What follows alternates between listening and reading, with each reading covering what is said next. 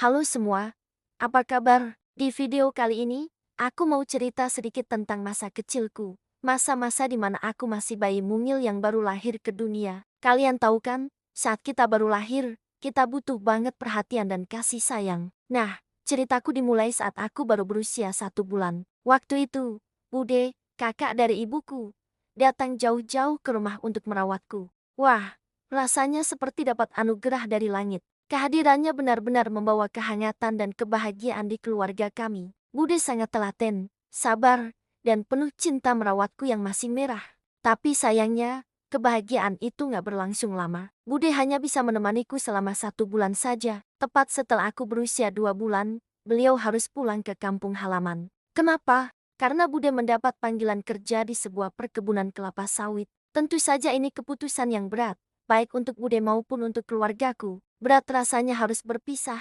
Apalagi aku sudah mulai terbiasa dengan sentuhan dan suaranya. Tapi ya, hidup memang harus terus berjalan, kan? Kita nggak bisa selamanya bergantung pada orang lain. Setelah Bude pulang, tanggung jawab merawatku sepenuhnya kembali ke tangan ayah dan ibu. Mereka berdua luar biasa, benar-benar pasangan yang kompak. Keduanya sangat menyayangiku.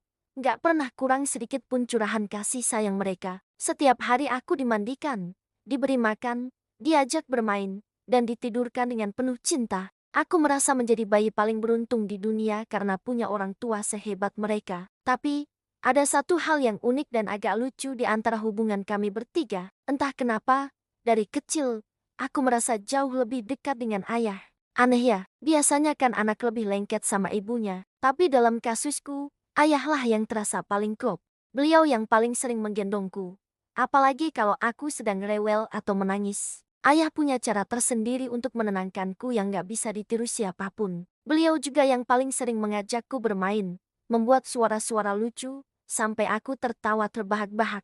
Kenapa ya bisa begitu? Kenapa aku lebih merasa nyaman dan dekat dengan ayah dibandingkan dengan ibu? Padahal ibu juga sangat menyayangiku. Pasti ada alasannya, kan? Nah, aku penasaran banget.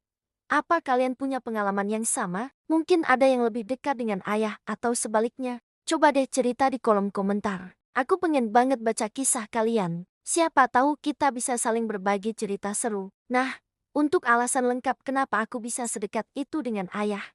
Ceritanya agak panjang dan menarik. Aku akan ceritakan semuanya secara detail di video selanjutnya. Jadi, pastikan kalian gak ketinggalan ya. Jangan lupa subscribe dan nyalakan lonceng notifikasinya biar kalian jadi yang pertama tahu kelanjutan kisahku. Terima kasih banyak sudah menonton video ini sampai habis. Sampai jumpa di video berikutnya. Dadah.